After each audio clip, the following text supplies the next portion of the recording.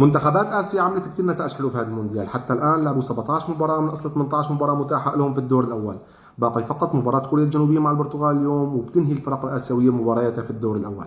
المنتخبات الآسيوية لعبت 8 مباريات أمام الفرق الأوروبية، قدرت تفوز في 4 وتخسر في 4. الانتصارات كانت كثير مهمة، انتصار منتخب إيران على منتخب ويلز، انتصار منتخب أستراليا على منتخب الدنمارك، وانتصارين لليابان على كل من إسبانيا وألمانيا.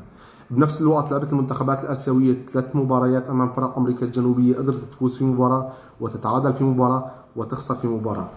على مستوى لقاءات منتخبات أفريقيا مع المنتخبات الآسيوية كمان كان اللقاء فيه 3 مباريات، المنتخبات الآسيوية قدرت تفوز مرة ومنتخبات أفريقيا قدرت تفوز مرتين.